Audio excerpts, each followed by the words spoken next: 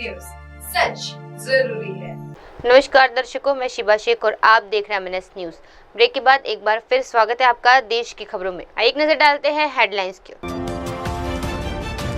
गोवा के सीएम प्रमोद सावंत ने मोदी सरकार के 11 साल पूरे होने पर प्रेस कॉन्फ्रेंस की। स्मृति ईरानी ने मोदी सरकार के 11 सालों पर धन्यवाद जताया। त्रिपुरा के सीएम मानिक साहा ने मोदी सरकार की सराहना की। आइए देखते हैं खबर विस्तार से।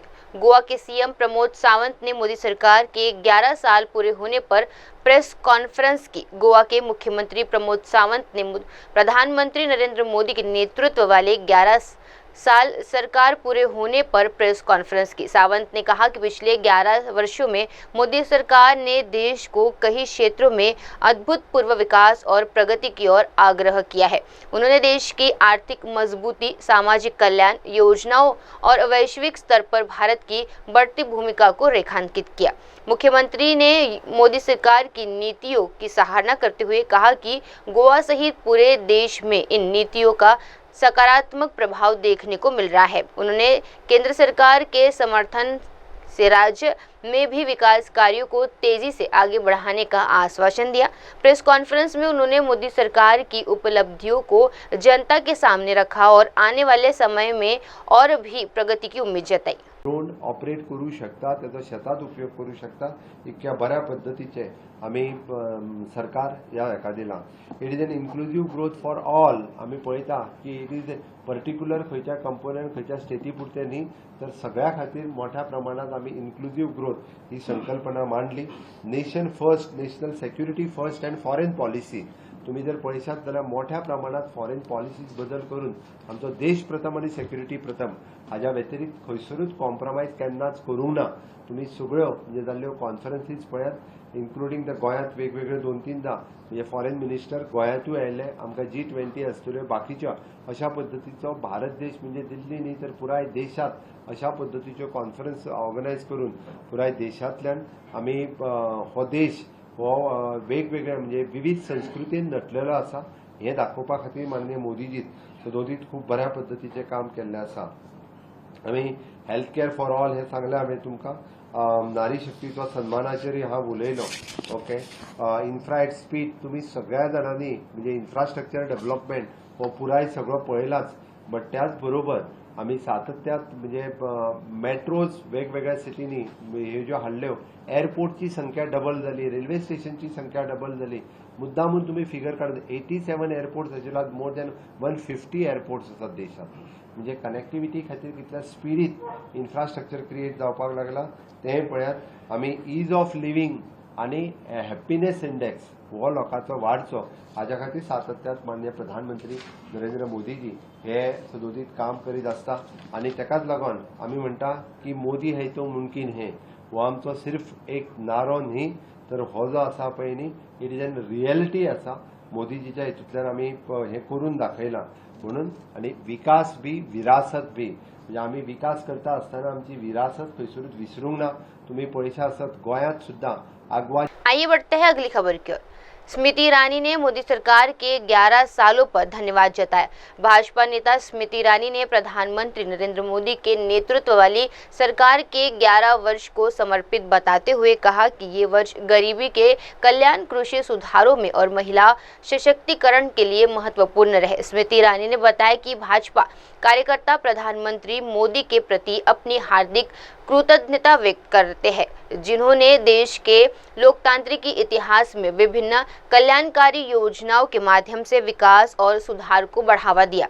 उन्होंने कहा, प्रधानमंत्री मोदी के मजबूत नेतृत्व के जारी रहने की हम प्रार्थना करते हैं ताकि देश और आर्थिक प्रगति कर सके। स्मृति ईरानी के इस बयान से मोदी सरकार की सामाजिक और आर्थिक नीतियों पर जनता और पार्टी दोनों के भरोसे का पता चलता है।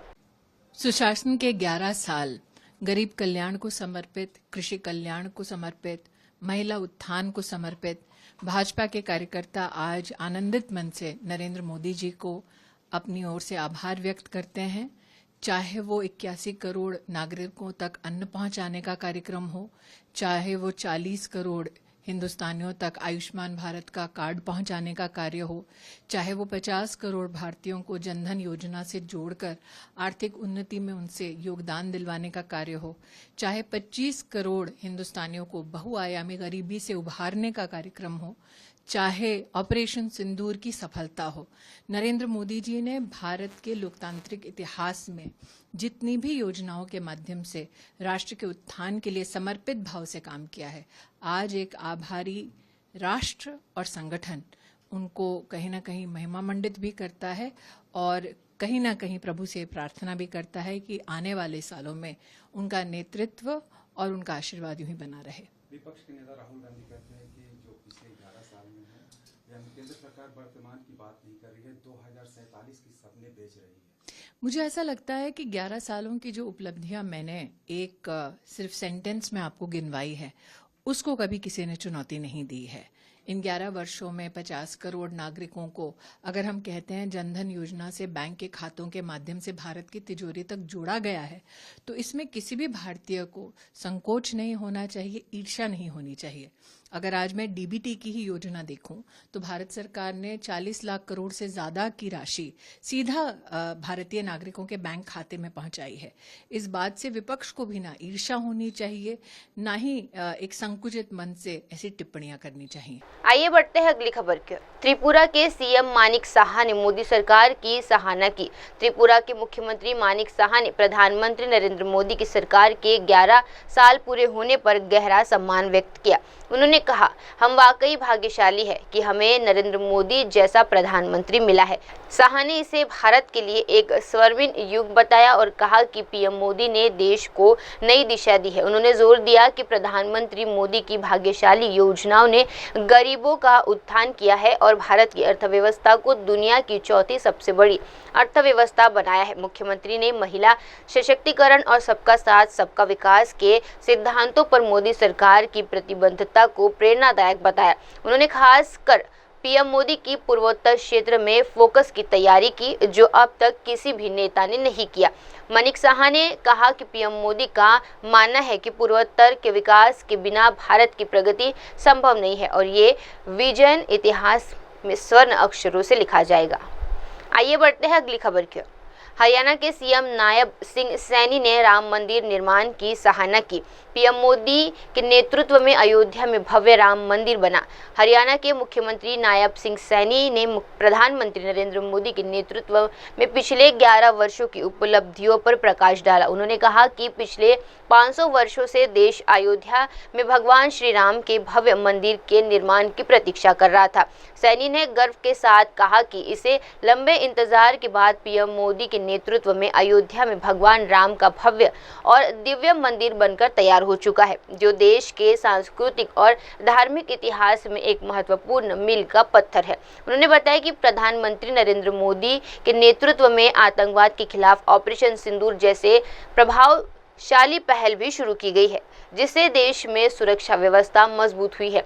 इसके अलावा सैनी ने कहा कि आज भारत आतंकवाद और जलवायु परिवर्तन जैसे वैश्विक मुद्दों पर नीति निर्धारण कर एक अग्रिम भूमिका निभा रहा है, जो देश की वैश्विक प्रतिष्ठा को बढ़ाता है।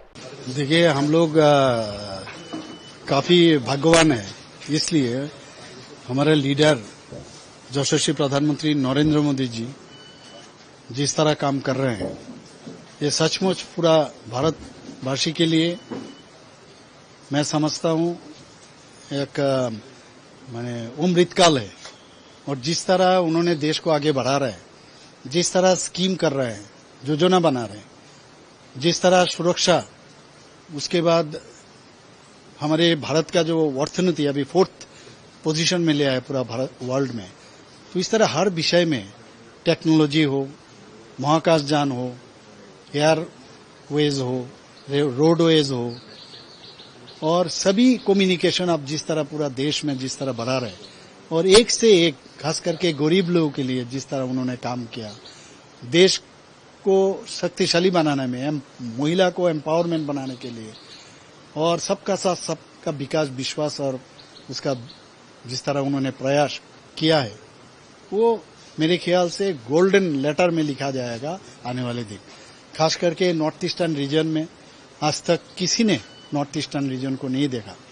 उन्होंने बार बार कहा जब नॉर्थ ईस्ट डेवलप नहीं होगा तब तक देश भी आगे नहीं बढ़ेगा। वो हमने देख पाया। पूरा नॉर्थ ईस्ट में अभी मैंने पहले यहाँ पर खाली टेररिज्म का हम लोग वातावरण देखते थे। अब वहाँ पर अबाउट 11 से 12 जो एकॉर्ड हुआ है, जो टेररिस्ट का विभिन्न ग्रुप है उनके साथ करने के बाद पूरा नॉर्थ ईस्ट में शांति का वातावरण है। इससे यहाँ पर पूरा डेवलपमेंट जिस तरह हुआ है, और मैं समझता हूँ आने वाले दिन जो नॉर्थ ईस्टर्न रीजन का जो गॉड ब्लेस्ड जो यहाँ प्रकृति का जो दान है, ये पूरा दुनिया अभी जानेगा और यहाँ का डेवलपमेंट होगा।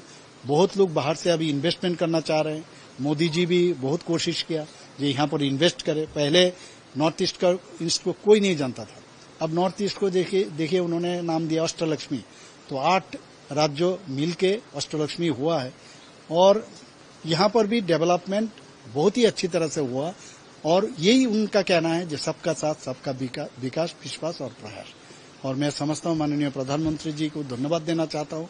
वो जिस तरह देश को, जिस तरह हम लोग को मार्गदर्शन करा रहे, वो आने वाले दिन एक इतिहास बन के रहेगा।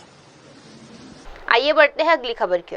हरियाणा के सीएम नायब सिंह सैनी ने राम मंदिर निर्माण की सराहना की। पीएम मोदी के नेतृत्व में अयोध्या में भव्य राम मंदिर बना।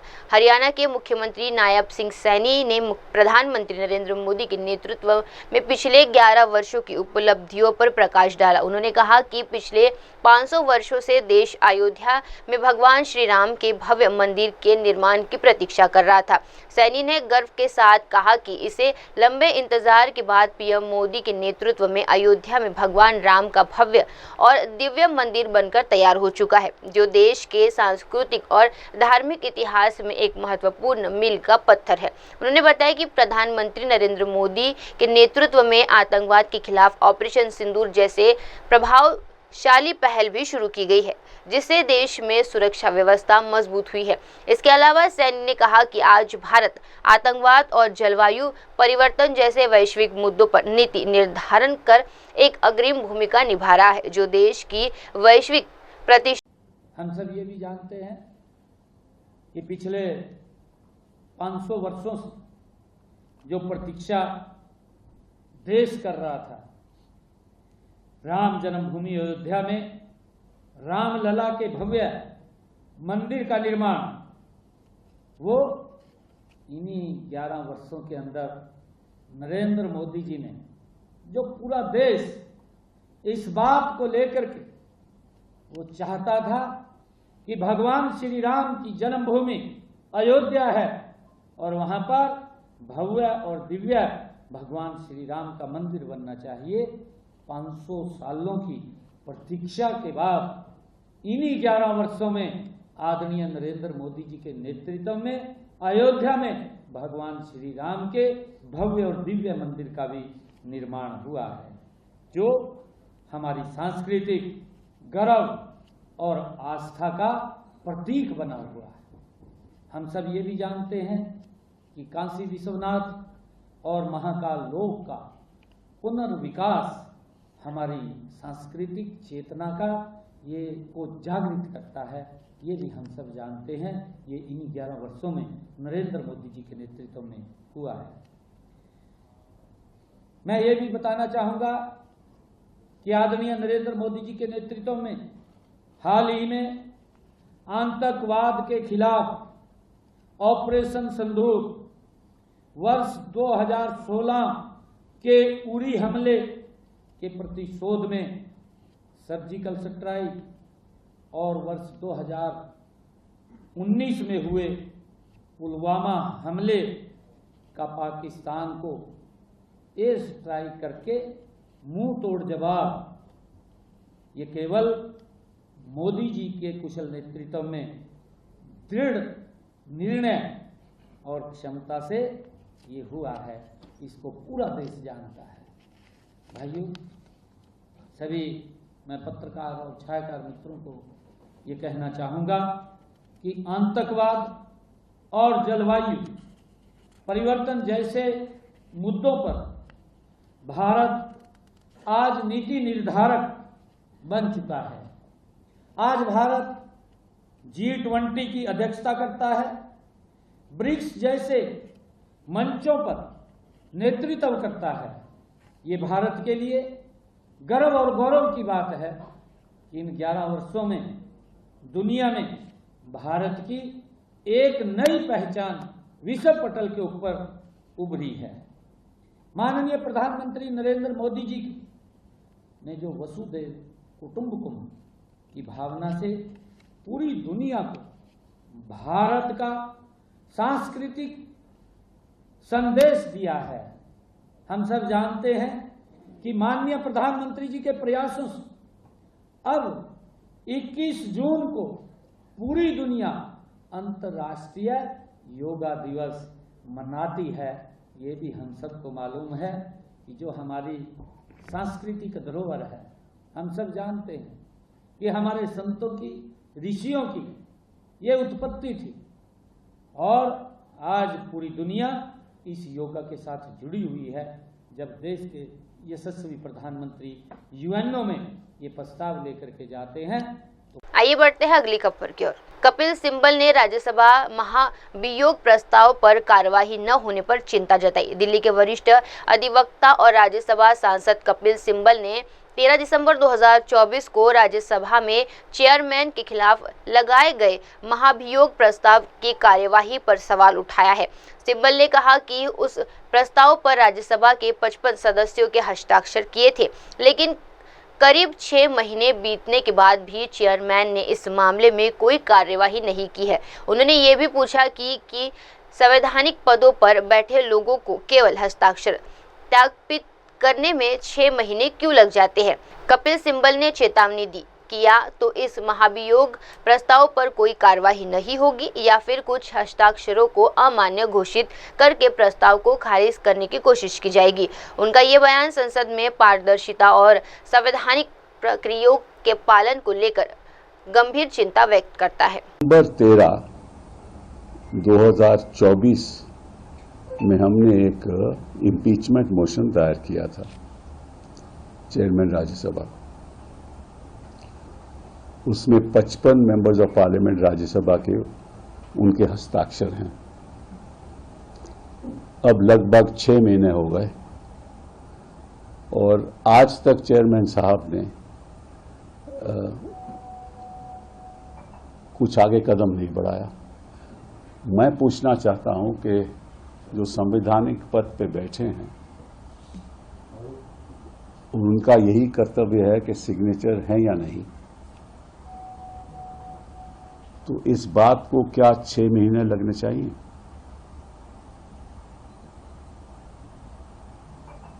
और एक और सवाल भी उठता है, क्या ये सरकार शेखर यादव की बचाई में लगी हुई है?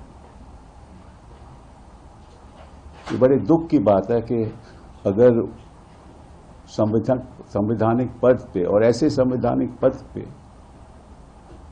जो मैं समझता हूं कि प्रोटोकॉल में नंबर 2 है, अगर वही अपना संवैधानिक कर्तव्य निभाने में 6 महीने लगा दे तो सवाल तो उठेंगे ना। और एक चौंकानी बात और है कि आपको याद होगा कि जब शेखर यादव ने वीएचपी के कहने पे भाषण दिया हाई कोर्ट के प्रेमिसेस में, तो वो बात सुप्रीम कोर्ट में आई और सुप्रीम कोर्ट ने उस पर कदम उठाया। शेखर यादव को दिल्ली में बुलाया गया और उनसे पूछा गया कि ये आपने कैसे किया है।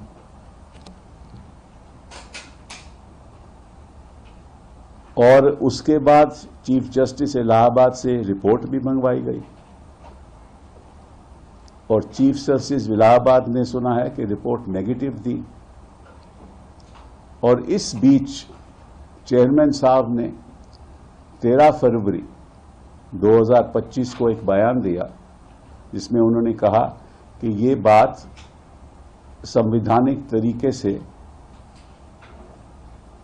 इसको देखा जाए और पार्लियामेंट भी ऐसी संस्था है जो इसको आगे ले जा सकती है, इसलिए कोई इन हाउस प्रोसीजर नहीं होना चाहिए। और ये बात उन्होंने मार्च 2025 में सेक्रेटेरिएट जनरल के द्वारा एक चिट्ठी भेजी चीफ जस्टिस ऑफ इंडिया को, और वहां कहा गया कि आप इसमें आगे की कार्रवाई नहीं करिए। क्यों नहीं करिए? क्योंकि उन्होंने कहा है कि जो इम्पीचमेंट मोशन है वो एक संवैधानिक प्रतिक्रिया के साथ उसके आगे बढ़ाया जाएगा और इसमें सुप्रीम कोर्ट को अपनी कार्रवाई पर रोक लगानी चाहिए। अब मुझे ये समझ नहीं है कि किस आधार पर यह बात हुई।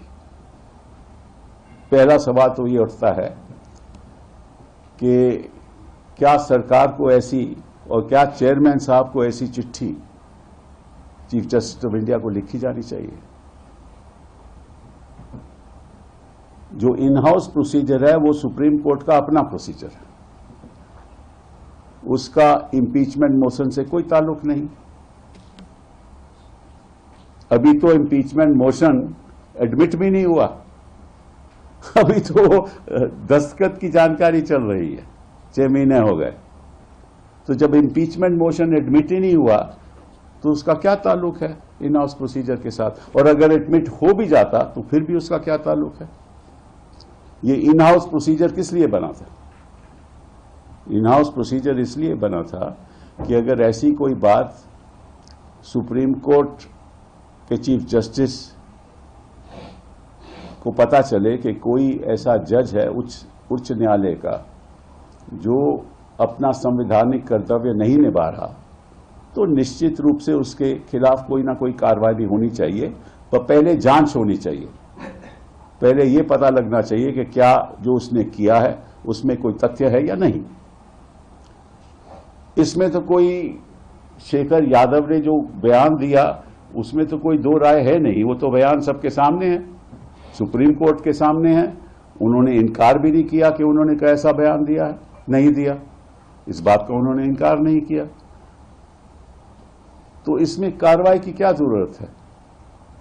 सुप्रीम कोर्ट को यही तय करना था कि या ये जो शेखर यादव जी ने ऐसा बयान दिया है जो हमारे हिसाब से टोटली कम्युनल बयान है, क्या उसको देना चाहिए या नहीं, और ऐसी पब्लिक स्टेटमेंट करनी चाहिए या नहीं, यही तय करना था।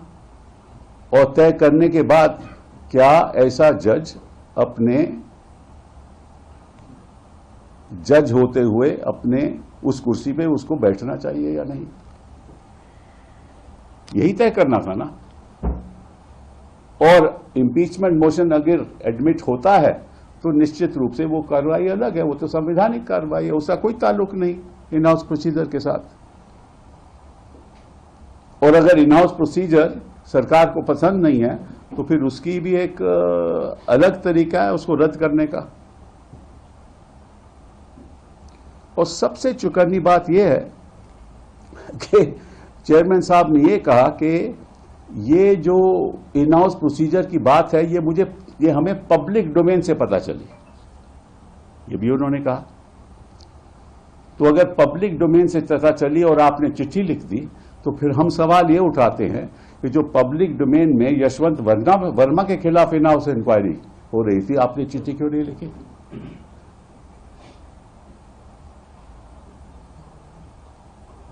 क्यों नहीं चिट्ठी लिखी? क्योंकि वो भी पब्लिक डोमेन में था।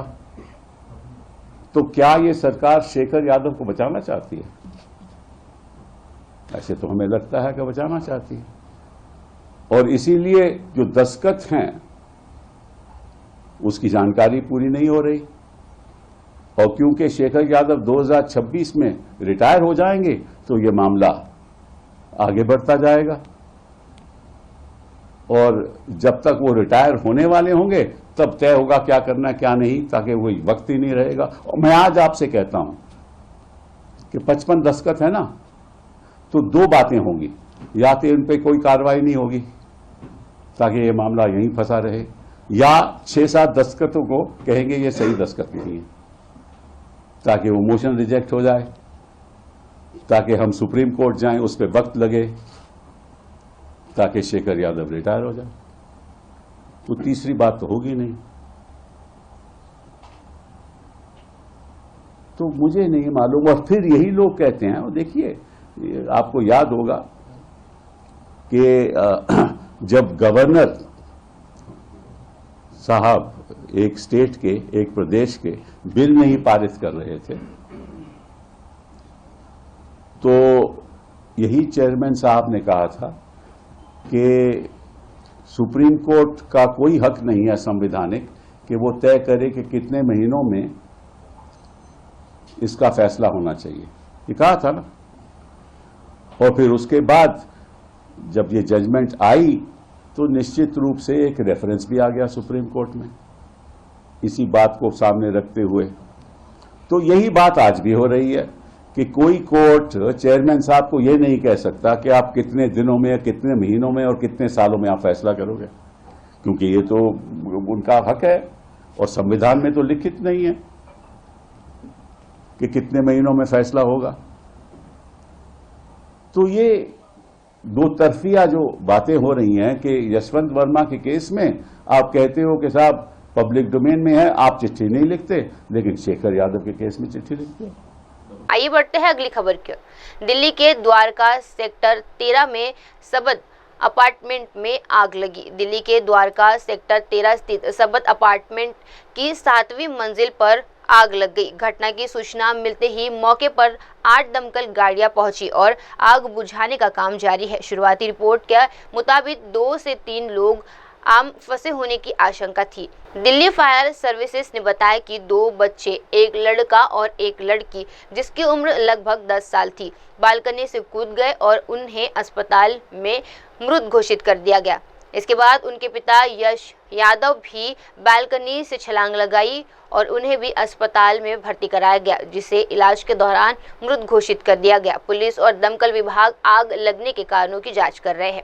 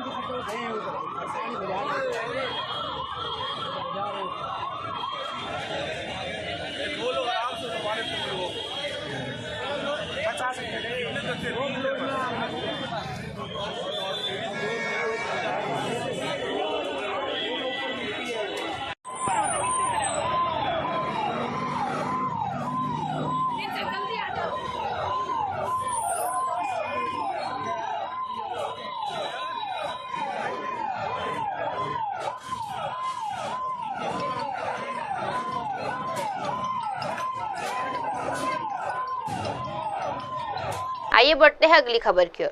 पूर्व सीएम अतिशी ने कहा, झुग्गियां ध्वस्त करने का आरोप बीजेपी पर। नई दिल्ली से पूर्व मुख्यमंत्री अतिशी ने बीजेपी पर गंभीर आरोप लगाते हुए कहा कि पार्टी झुग्गियां झोपड़ियों को ध्वस्त करने जा रही है। उन्होंने बताया कि इस वजह से उन्हें जेल भेजा जा रहा है, क्योंकि वे झुग्गियों वासियों के लिए आवाज उठा रही है।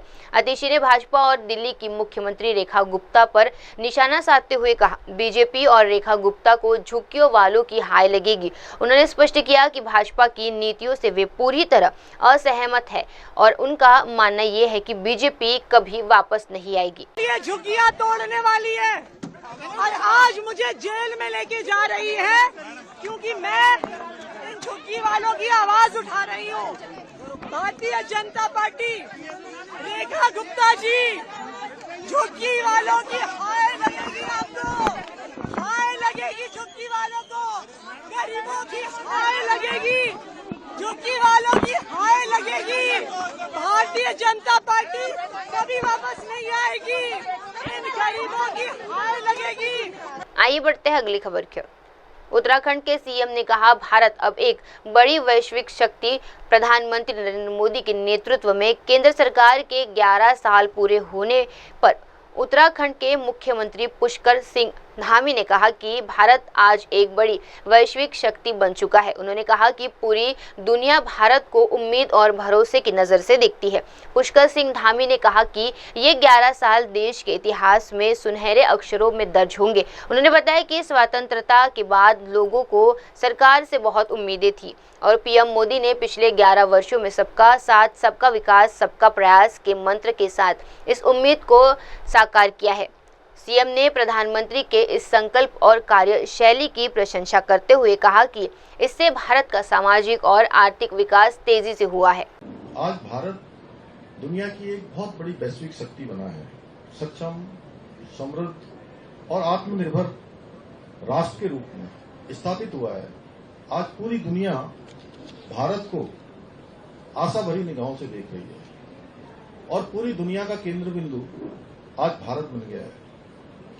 और ये 11 वर्षों का कालखंड आदरणीय प्रधानमंत्री मोदी जी के नेतृत्व में जो चला है, इसको स्वर्ण अक्षरों से अंकित किया जाएगा। इस कालखंड में विकसित भारत और आत्मनिर्भर भारत के संकल्पों को सिद्धि तक पहुंचाने के लिए अनेक महत्वपूर्ण प्रयास हुए हैं। प्रधानमंत्री जी ने और उनकी सरकार ने रात दिन लगातार इसके लिए प्रयास किया है और ये यात्रा 2014 से आदरणीय प्रधानमंत्री श्री नरेंद्र मोदी जी के नेतृत्व में भारत की जनमानस की आशाओं, आकांक्षाओं को धरातल पर उतारने की यात्रा रही है। देश की आजादी के बाद देश का जनमानस जो सरकारों से उम्मीद करता था, अपेक्षाएं रखता था, आशा रखता था, उसको धरातल पर उतारने का काम प्रधानमंत्री मोदी जी के नेतृत्व में हुआ और उन्होंने सबका साथ, सबका विकास, सबका विश्वास, सबका प्रयास के मूल मंत्र के साथ हमेशा राष्ट्र प्रथम की भावना को आत्मसात करते हुए राष्ट्र के नवनिर्माण के अनेक मार्ग बढ़ाए हैं, अनेक मार्ग प्रशस्त किए हैं और प्रधानमंत्री जी के नेतृत्व में ये कालखंड न केवल भारत के उज्जवल भविष्य की मजबूत रखने वाला है, बल्कि हमारी समृद्ध सांस्कृतिक विरासत के संरक्षण और संवर्धन के लिए भी बहुत महत्वपूर्ण रहा है। आइए बढ़ते हैं अगली खबर की ओर। संजय झा ने 5 देशों का दौरा किया, आज पीएम मोदी से मुलाकात करेंगे। जेडीयू सांसद संजय कुमार झा ने बताया कि वे आज शाम प्रधानमंत्री नरेंद्र मोदी से मुलाकात करेंगे। संसद ने कहा कि वे और उनका प्रतिनिधिमंडल विभिन्न देशों में ऑपरेशन सिंदूर और पहलगाम की घटनाओं पर फीडबैक देने के लिए गए थे। संजय कुमार झा खुद 5 देशों का दौरा कर चुके हैं और वे इस प्रतिनिधिमंडल का नेतृत्व कर रहे हैं। संसद ने कहा कि पीएम मोदी उन्हें शाम को बुलाया है, जहां वे अपने अनुभव और वहां से मिलने फीडबैक पीएम मोदी को देंगे। साथ ही उन्होंने चुनावी मंचों पर भी बात की। उन्होंने कहा कि लोकसभा चुनाव की तरफ से ही एनडीए पूरी तरह एकजुट है और बिहार विधानसभा चुनाव में भी सभी दल मिलकर लड़ेंगे। ये संकेत है कि बिहार में भी भाजपा और उनके सहयोगी दल एकजुट होकर चुनाव में मजबूत रणनीति के साथ उतरेंगे।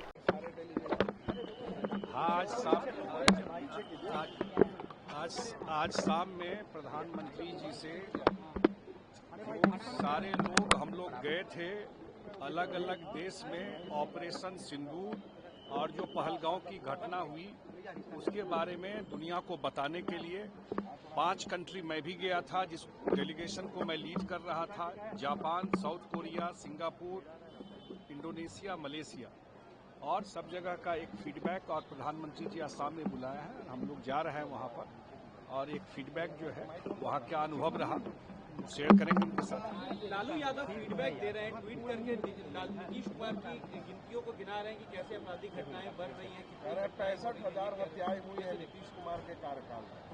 अब वो कहाँ का फिगर लेके क्या बोल रहे हैं? आप लोग भी तो पत्रकार है भाई। कहाँ का फिगर लेके लोगों को थोड़े भूल गया है लोग कि किस तरह यहाँ से किडनैपिंग होता था, किस तरह यहाँ से सारे उद्योगपति भाग गए, किस तरह यहाँ से सारे डॉक्टर, सारे जो प्रबुद्ध लोग थे पलायन कर गए उनके समय में। कानून का ही तो राज स्थापित किए नीतीश कुमार 20 साल में। कोई कह सकता है क्या किसी को पॉलिटिकल प्रोटेक्शन है, सारे क्रिमिनल तो वही मिलेंगे आपको, इसलिए वो कुछ भी बोल सकते हैं। चुनाव का समय आया है। एनडीए गठबंधन में क्या सब कुछ ठीक है सर? वो बोल रहे हैं कि एनडीए तैयारी कर रही है 243 सीट्स पर। क्या एनडीए एक साथ होकर चुनाव रही है? क्योंकि अलग अलग सीटों की मांग को लेकर सामने आया जा रहा है। बिल्कुल सब परफेक्ट है। जैसे लोकसभा चुनाव में एक साथ लड़े, ऐसे ही विधानसभा चुनाव में पूरे एनडीए 243 सीट पर एक साथ लड़ेगी। मैं उनका पूछिए ना, जब सरकार चला रहे थे, वो भी सरकार के हिस्सा थे। जब जंगल राज कहा गया था, अलग थे क्या? भूल गए हैं लोग इस चीज को, तो उनको न बताना चाहिए कैसे सरकार चला रहे थे। देश का सबसे कानून व्यवस्था के मामले में एक नंबर कोई राज्य है, वो बिहार है। आइए बढ़ते हैं अगली खबर की ओर। पश्चिम बंगाल में रेत खनन घोटाले की शिकायत दर्ज। पश्चिम बंगाल के नेता प्रतिपक्ष और भाजपा के वरिष्ठ नेता शुवेंदु अधिकारी ने केंद्रीय मंत्री भूपेंद्र यादव के दौरे के दौरान गंभीर आरोप लगाए। उन्होंने कहा कि राज्य में रेत खनन को लेकर एक बड़ा घोटाला चल रहा है। अधिकारी का दावा है कि मुख्यमंत्री ममता बनर्जी के संरक्षण में टीएमसी से जुड़े कुछ पुलिसकर्मी और नौकरशाह नदियों से अवैध रूप से रेत निकाल रहे हैं। शुवेंदु अधिकारी ने बताया कि ये कार्यवाही केंद्रीय पर्यावरण मंत्रालय द्वारा बनाए गए कानूनों का स्पष्ट उल्लंघन है। उन्होंने कहा कि इस मामले को लेकर उन्हें मंत्री भूपेंद्र यादव से अपनी चिंताएं साझा की है। मंत्री ने अधिकारी को आश्वासन दिया है कि उनका विभाग इस मुद्दे को गंभीरता से ले रहा है और जल्द उचित कार्रवाई की जाएगी। ये मामला राज्य की पर्यावरण सुरक्षा और कानून व्यवस्थाओं के लिए एक चुनौती के रूप में सामने आया है। Environment Minister, I lodge a serious complaint regarding the sand mining in West Bengal. It's a big scam. TMC, police and a section of bureaucrat under the patronage by the Mamata Banerjee, they are looting the sand in every river. They are violating the norms framed by the Environment Ministry, Government of India, CPCB, Central Pollution Control Board, as well as NGT. Mr. Bhupen Yadav ji heard my allegation and he assured me that his department will look into the matter very seriously and carefully as early as possible. अब वक्त हो चला है दर्शकों छोटे से break का। Break के बाद भी देखते रहिए मेरे सहयोगी मीनल के साथ देश की तमाम बड़ी खबरें। धन्यवाद।